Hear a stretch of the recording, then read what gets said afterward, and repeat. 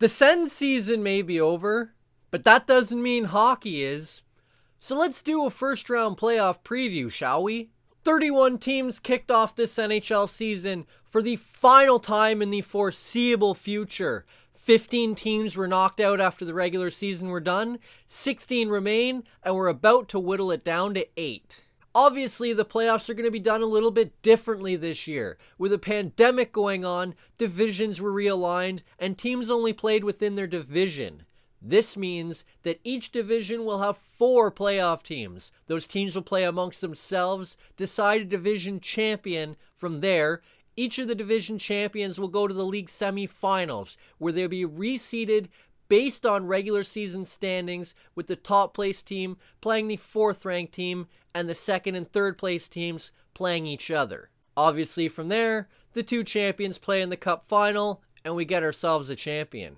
But before we can decide ourselves a champion, we've got some first round hockey to get through. One of the interesting things about the playoffs this year is almost every series is really tough to pick. And one of the most difficult to pick is that of the West Division's 1-4 matchup. The Colorado Avalanche took home this year's President's Trophy after tying the Vegas Golden Knights, but Colorado wins thanks to the tiebreaker and gets a first-round matchup with the St. Louis Blues. So the St. Louis Blues come into this series as the defending Stanley Cup champions from 2 years ago. Since they won that cup, they haven't exactly enjoyed the same amount of success over the course of the full 2 seasons and 2 playoffs. But look for them to make some noise here. Traditionally, President's Trophy winning teams don't come into the playoffs and have a ton of success, at least not recently. Colorado comes in this case, and they might have got the worst matchup possible. I think the biggest key to this series is going to be health. I believe Colorado said Nathan MacKinnon is expected back for the start of this series. But if he's not healthy, how far is Colorado going to go? But on the flip side, I believe earlier today it was announced that David Perron has now been put on the COVID-19 list. He is St. Louis's leading goal scorer from this season. So that's a big loss as well.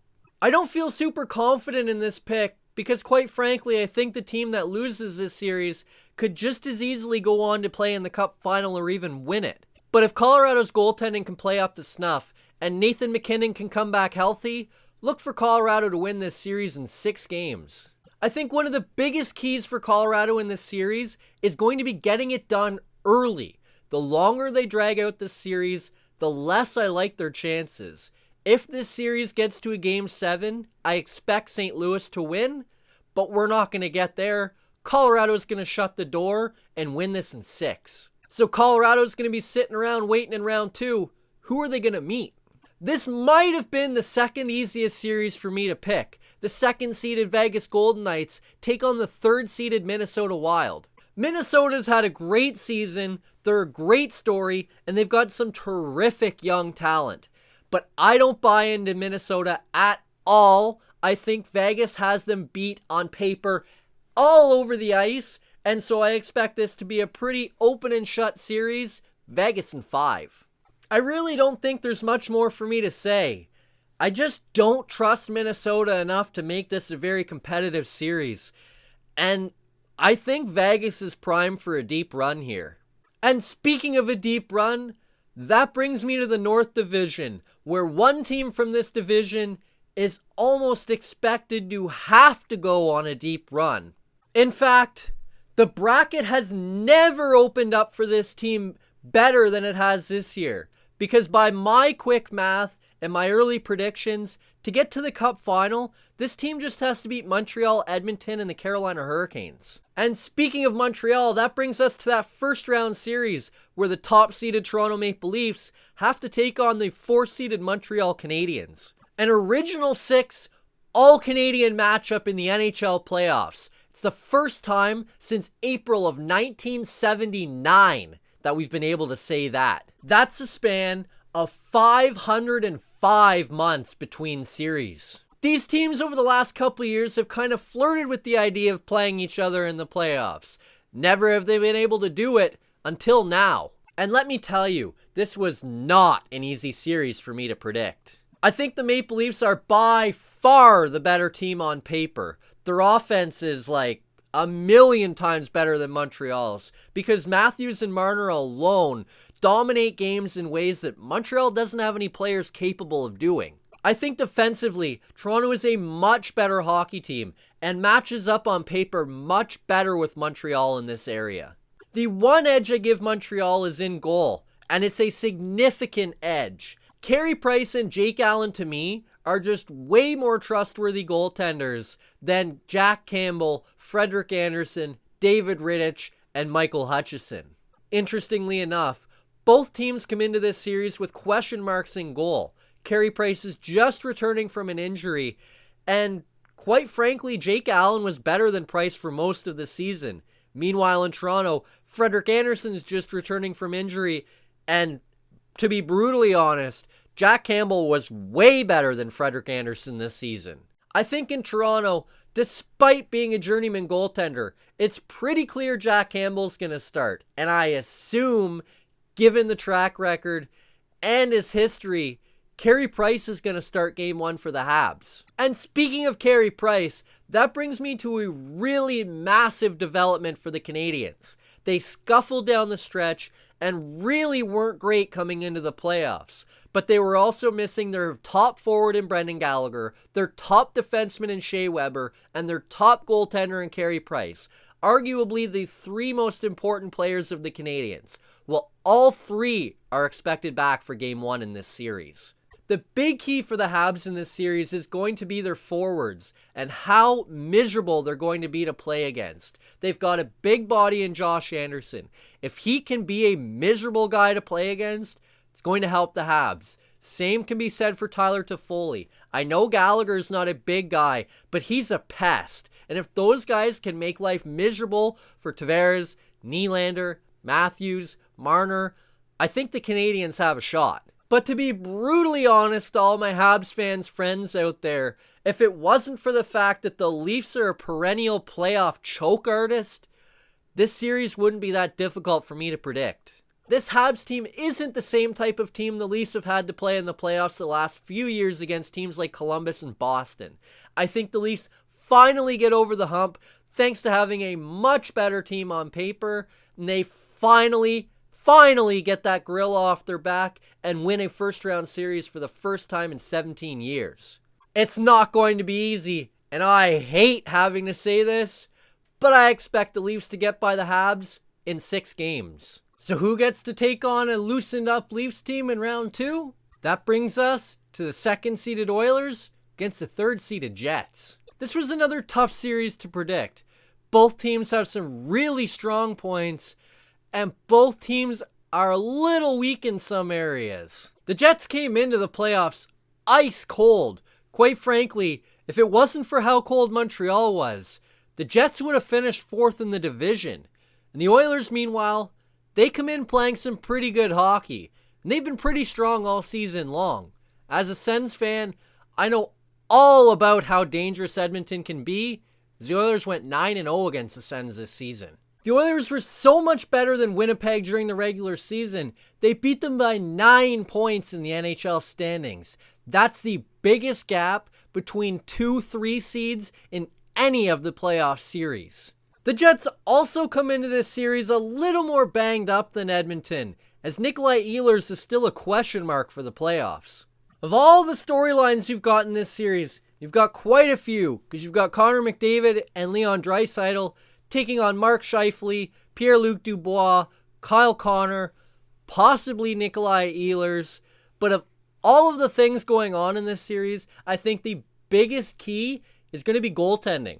On one hand, you've got the defending Vezina Trophy winner in Connor Hellebuyck, who has dominated for his Jets teams at points this season, taking on a Mike Smith who's had a really good season, but has been really up and down over the last few years. In fact, through a large chunk of Mike Smith's career, if he's on, look out. And he's off, look out. Last year was a perfect example of this in the play-in game.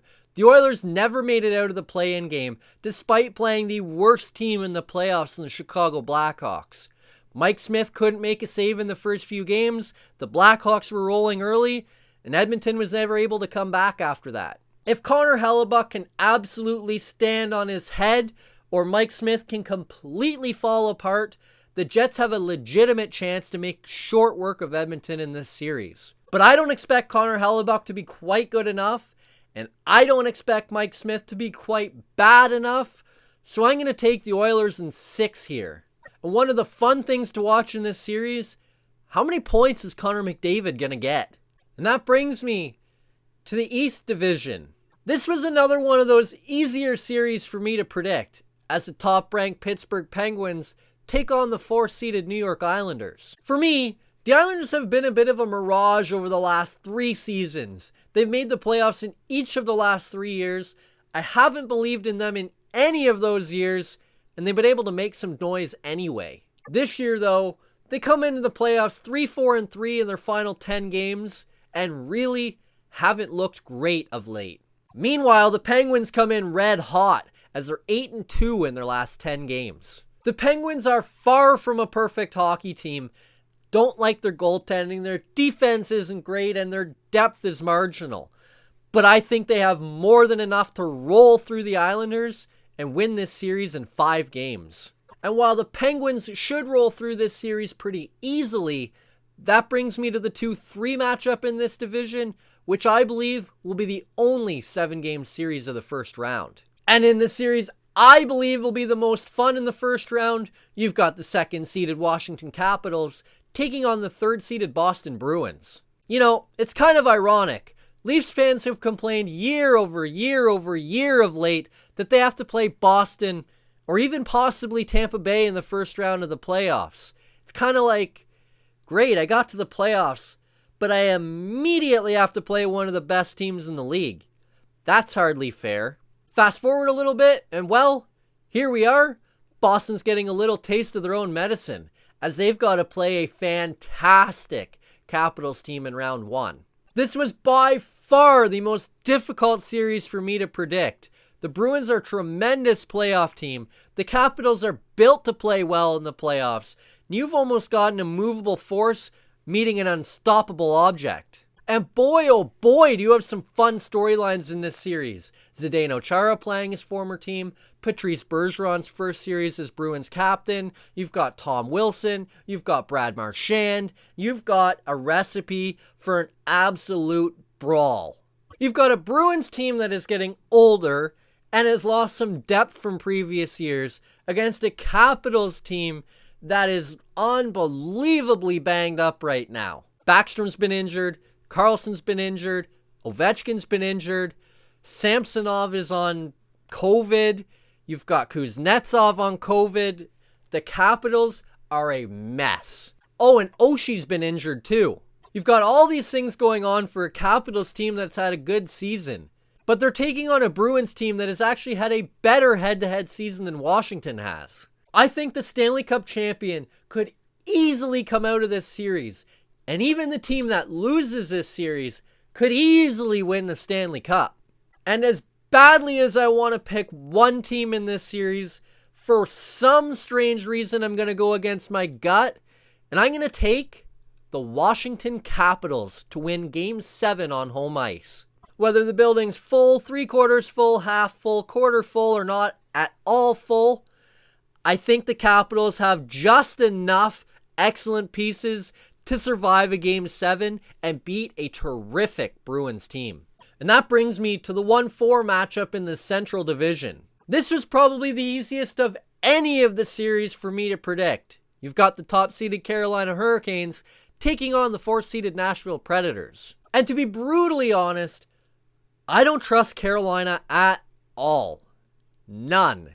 I know they've been great for 3 years running, but there's just something about that team I can't get behind.